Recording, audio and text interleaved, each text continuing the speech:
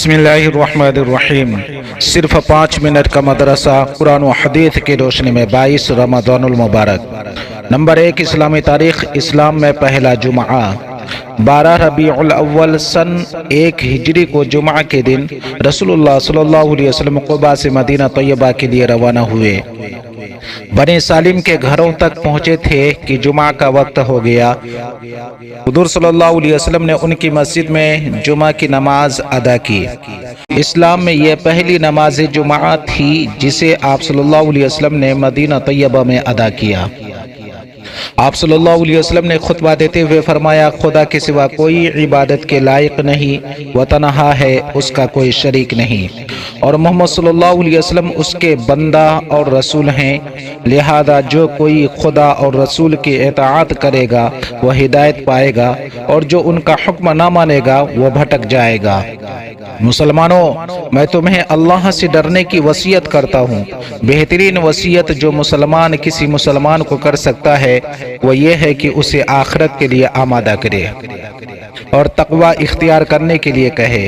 لوگو، اللہ کا ذکر کرو اور آئندہ زندگی کے لیے عمل کرو، کیونکہ جو شخص اپنے اور خدا کے درمیان معاملہ کو درست کر لیتا ہے، اللہ تعالیٰ اس کے اور لوگوں کے درمیان معاملہ کو درست کر دیتا ہے۔ نمبر 2، حضور صلی اللہ علیہ وسلم کا معجزہ، مردہ بکری کا خبر دینا۔ حضرت ابو سلمہ رضی اللہ تعالی عنہ فرماتے ہیں کہ خیبر میں ایک یہودی عورت نے ایک بھنی ہوئی بکری رسول اللہ صلی اللہ علیہ وسلم کی خدمت میں بطور ہدیہ پیش کی، جس میں اس نے زہر ملا دیا تھا۔ حضور صلی اللہ علیہ وسلم نے اس میں سے کچھ کھایا اور صحابہ کرام کو جو مجلس میں حاضر تھے انہوں نے بھی اس میں سے کچھ کھایا، مگر فوراً ہی رسول اللہ صلی اللہ علیہ وسلم نے صحابہ رضی اللہ عنہم سے فرمایا، اپنا ہاتھ کھینچ لو، اس بکری نے مجھے خبر دی ہے کہ مجھ میں زہر ملایا گیا ہے۔ ابو داؤد۔ نمبر 3، ایک فرد کے بارے میں نماز چھوڑنے والا کفر کے قریب ہے۔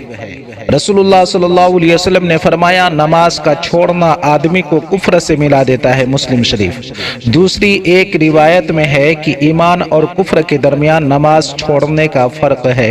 ابن ماجہ۔ نمبر 4، ایک سنت کے بارے میں والدین کے حق میں دعا۔ والدین کے لیے اس دعا کا اہتمام کرنا چاہیے۔ رب ارحمہما کما ربیانی صغیرا، رب ارحمہما کما ربیانی صغیرا۔ بنی اسرائیل۔ اے ہمارے پروردگار، ہمارے والدین پر رحم فرما جیسا کہ انہوں نے بچپن میں ہماری پرورش کی ہے۔ نمبر 5، ایک اہم عمل کی فضیلت، کون سا صدقہ افضل ہے؟ رسول اللہ صلی اللہ علیہ وسلم سے معلوم کیا گیا کہ رمضان کے بعد کون سے روزے افضل ہیں؟ فرمایا شعبان کے۔ رمضان کی تعظیم کی وجہ سے عرض کیا گیا، کون سا صدقہ افضل ہے؟ فرمایا رمضان میں صدقہ کرنا۔ ترمذی شریف۔ نمبر 6، ایک گناہ کے بارے میں اللہ اور رسول کا حکم نہ ماننا۔ قرآن میں اللہ تعالیٰ فرماتا ہے، بلا شبہ جو لوگ اللہ اور اس کے رسول کو ان کا حکم نہ مان کر تکلیف دیتے ہیں، اللہ تعالیٰ ان پر دنیا و آخرت میں لعنت کرتا ہے اور ان کے لیے ذلیل کرنے والا عذاب تیار کر رکھا ہے۔ سورہ احزاب۔ نمبر 7، دنیا کے بارے میں اللہ ہی روزی تقسیم کرتے ہیں۔ قرآن میں اللہ تعالیٰ فرماتا ہے، دنیاوی زندگی میں ان کی روزی ہم نے ہی تقسیم کر رکھی ہے اور ایک کو دوسرے پر مرتبہ کے اعتبار سے فضیلت دے رکھی ہے تاکہ ایک دوسرے سے کام لیتا رہے۔ سورہ زخرف۔ نمبر 8، آخرت کے بارے میں کم درجہ والے جنتی کا انعام۔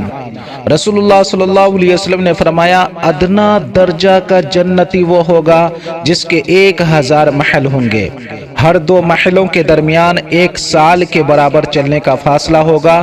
یہ جنتی دور کے محلوں کو اسی طرح دیکھے گا جس طرح قریب کے محلوں کو دیکھے گا۔ ہر ایک محل میں خوبصورت گہری سیاہ آنکھوں والی حور ہوں گی اور عمدہ باغ اور خدمت کے لیے لڑکے ہوں گے۔ جس چیز کی بھی وہ طلب کرے گا اس کو پیش کر دی جائے گی۔ ترغیب۔ نمبر 9 طب نبوی سے علاج، موسمی پھلوں کے فوائد۔ قرآن میں اللہ تعالیٰ فرماتا ہے کُلُوا مِن ثَمَرِهِ اِذَا أَثْمَرَ، جب درخت پر پھل آ جائے تو اسے کھاؤ، سورہ انعام۔ موسمی پھلوں کا استعمال صحت کے لیے بے حد مفید ہے اور بہت سی بیماریوں سے حفاظت کا ذریعہ بھی ہے۔ نمبر 10 نبی پاک صلی اللہ علیہ وسلم کی نصیحت۔ رسول اللہ صلی اللہ علیہ وسلم نے فرمایا اپنے بچوں کو 7 سال کی عمر میں نماز کا حکم کیا کرو، 10 سال کی عمر میں نماز نہ پڑھنے کی وجہ سے انہیں مارو، اور اس عمر میں پہنچ کر انہیں علیحدہ علیحدہ بستروں پر سلاؤ، ابو داؤد۔